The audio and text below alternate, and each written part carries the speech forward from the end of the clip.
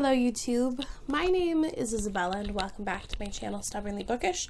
Today I'm back and I'm finally going to be posting my March and April wrap-up. It has been a long time since I filmed something and an even longer time since I've posted anything. In April my grandmother passed away and it's been incredibly difficult. I haven't experienced loss like that and it sucked the life out of me. All of my energy was gone. So I read 9 things in the past 2 months. Frankly, some of them I read so long ago that I don't really remember too much about them. The first thing I finished in March was The Cruel Prince by Holly Black. I buddy read this with Chrissy's Soul. I have a video that I'm still, I guess, technically supposed to post. I don't even know if it's worth posting. This is a very popular urban fantasy series that focuses on fae. Our main character and her sisters were actually abducted when she was very young after witnessing the murder of her parents and are raised by the man who murdered their parents. Our main character, Jude, is very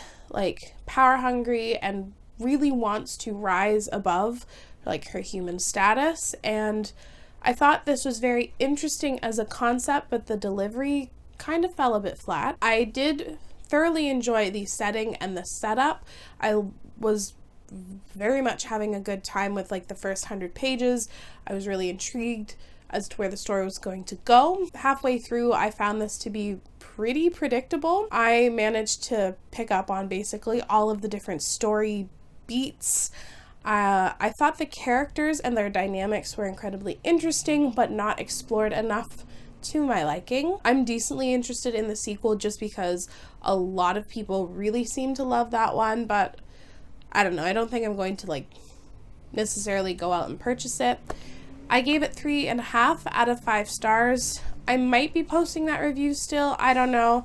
I'll have to see the footage I have already from it because I filmed it so long ago. The next book I read was The City of Brass by S.A. Chakraborty, and I utterly adored it. This is a historical fantasy. It's set in 18th century Cairo, and it's a dual perspective novel, but it starts off with our main character, Nahri, who is a con woman. One time during one of her cons, she actually accidentally wakes up one of these, an ancient spirit, a jinn, and she ends up going on this adventure with him to this mythical city of brass, and political schemes ensue. I'm now come to regret not writing down my notes more in depth because I super love this book, but it's been a while since I've read it, so I don't really remember everything. And now I'm thinking I might have to reread this before I continue on with the series. It's a trilogy, and I think the final book's coming out early 2020.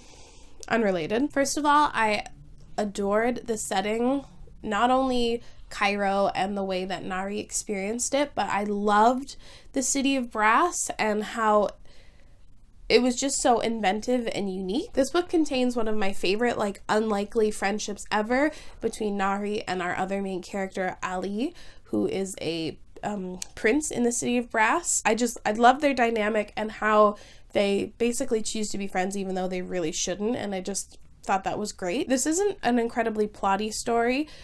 It's very much setting up for a lot of things to come, but I enjoyed almost every minute of it. I had a really great time with it. I gave it 4.5 out of 5 stars. The reason why I couldn't quite give it the full 5 was there was a decision made at the end that one of the characters does that I really wasn't personally a fan of, but honestly, the more and more I think about it, I may still give it a 5-star rating after a few months or upon a reread. I really enjoyed this. The next book I finished was Uprooted by Naomi Novik. This is a fairly popular book, so I don't feel like summarizing it, but I don't have very particularly strong feelings about this story. I really liked the setting and the atmosphere.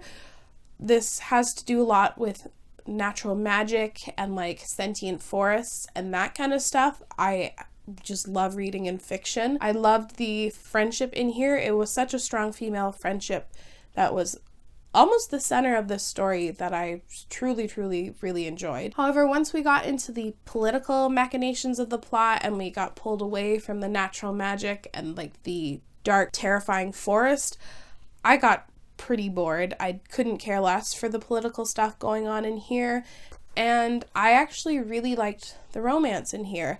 I was very skeptical going into it, and even reading the first, 100 pages, I was very skeptical of the romance that was to come, but I do really like how it was addressed and it came to be, and it's a very, very small part in this story, which I also really enjoyed. Other than that, I did enjoy it. I thought the audiobook was done really well. The accent the narrator has is like fantastic. I ultimately gave this like 3.5 out of 5 stars. So the next book I finished was one I was highly, highly anticipating, so excited to read it, and it kind of disappointed me, and I'm a little, not nervous to talk about it, but I just don't feel like it. I finished The Priory of the Orange Tree by Samantha Shannon. I was so excited to read this book. It was pitched to me as this standalone epic high fantasy that has a female-female romance, and like women are at the center of this story. And while all that is technically true, I just didn't particularly care for it, and it kind of breaks my heart. It takes place in this world where there is like a huge divide between kingdoms.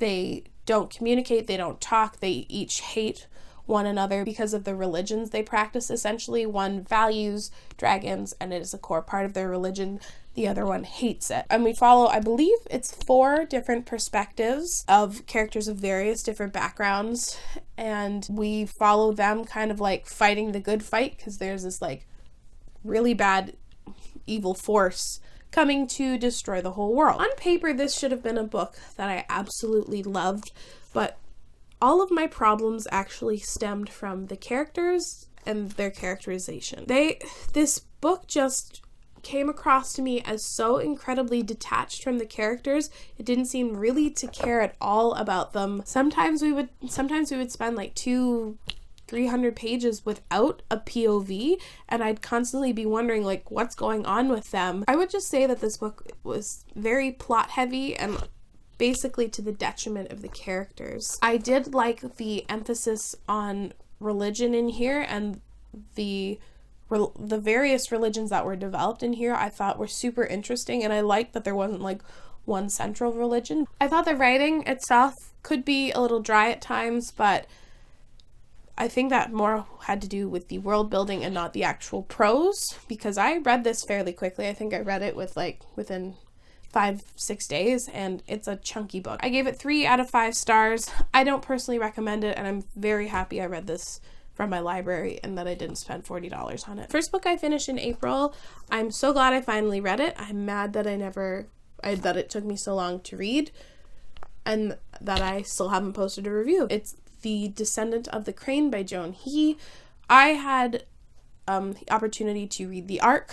I had it probably since January, read it in April, a few days before this was released, as I will probably do with all things. This is a Chinese-inspired young adult high fantasy that is very politically focused. It's told from the perspective of a girl named Hasina, who is actually just about to be empress.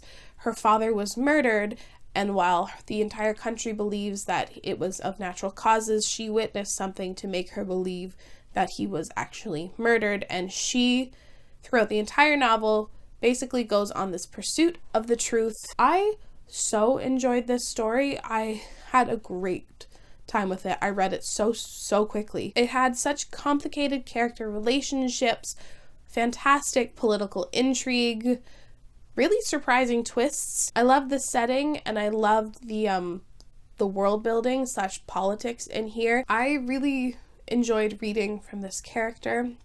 She was incredibly flawed, and she made a ton of mistakes along the way of just being empress and trying to discover the truth behind her father's death, and I just thought she was a very interesting character to read from. I loved how this story was very morally gray. Nothing was cut and dry. It was just such a great examination of that, and I had a great time with it.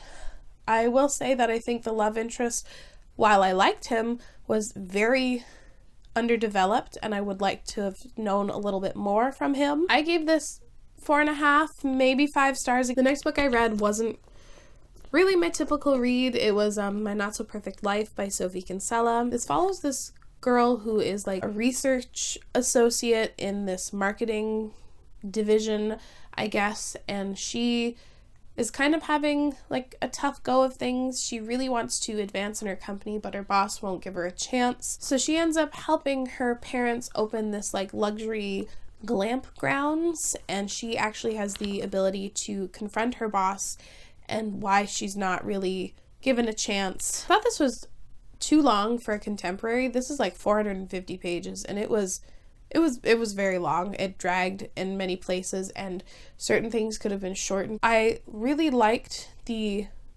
dynamic between our main character and her boss, and their relationship morphs. I was so excited when I was reading this, thinking that there was going to be no romance, and I was like, yes, just like a contemporary story focusing on this really interesting but weird dynamic between boss and employee. And then there was the romance that was kind of shoehorned in near the very end that I did not care for at all. It was very plain and boring and generic. I gave this 3 out of 5 stars. It's not my typical genre, but I did find myself enjoying it. The next thing I finished was Aru Shah and the End of Time by Roshni Chokshi. This is a middle grade novel that focuses on Hindu mythology, and it centers around this girl named Aru who accidentally like wakes up this old terrible god who is then intent on destroying the world. I was very excited to read this book. I've been wanting to read Roshni Chokshi for a long time, and frankly I don't have too many thoughts behind this book. I never really sat with my thoughts on this book, and therefore I actually didn't end up rating it. But I really liked the emphasis on friendship in this story. That's one of the reasons why I love middle grade, is the emphasis on friendship. I do remember hating the pacing in this story. This story never stops. There's never a break or stop in pace moment of reflection. Just keeps going until the story is done. And I couldn't get over it. It was driving me nuts the whole time I was reading it. I do definitely plan on reading the sequel. There was enough in here that I really enjoyed. I loved learning about Hindu mythology. Just didn't have the time really to sit with my thoughts on this book. I do think this is a very enjoyable story though. The next thing I completed was The Red Scrolls of Magic by Cassandra Clare and Wesley Chu. I was happily anticipating this book. It takes place during City of Fallen Angels, but it focuses on Magnus and Alec and their relationship, and then them basically taking on this magical cult that Magnus may have accidentally started like years and years back. This was just such a fun romp, like diversion from the regular doom and gloom of Cassandra Clare books. Like the world is always ending with Cassandra Clare, and this book was just such a fun, more insulated, less high stakes story. I just had fun with it. I don't know what else to say. I loved getting to see Magnus and Alec's relationship really grow and blossom. These are characters that I've held so near and dear to my heart, honestly, for probably like 10 years now. And them getting their own book and getting to see how they fall in love and getting to see them like fall in love just like made me very happy. I did find this a little predictable. I could kind of pick up on things that were coming, but it didn't really affect me at all. I love the additions that there were to the Shadowhunter series that we didn't know about. A lot more character-driven story than Cassandra Clare is used to doing. I had fun with it. It was a great time. I'm very happily anticipating the sequel. It was fun. The final thing I finished in April was a graphic novel. It was Saga Volume 2 by Brian K. Vaughan and Fiona Staples. I finished this desperately on the last day of April because I realized if I read this, I would get to qualify for a certain thing for like the Owls Readathon. This is the incredibly, incredibly popular sci-fi graphic novel series that is adult. Please don't forget that this is adult. It's incredibly violent and sexually explicit. I think I just need to finish the ones in this series and not be giving such a huge gap in time before picking up the next volume. I think the last one I finished was in July, the first book. and I just need to read more to get super invested in these stories. It's very unique. I love all the different worlds that were created, and I think the storyline in here is incredibly engaging. I think I'm giving it 4 out of 5 stars. So that is it for all the books I read in March and April. I'd like to know if you've read any of these books, what your thoughts and opinions were on them, and maybe just share with me a book that you super loved in the past few months. As always, thank you so much for watching. I'm glad to be back, and I will see you again very soon. Bye!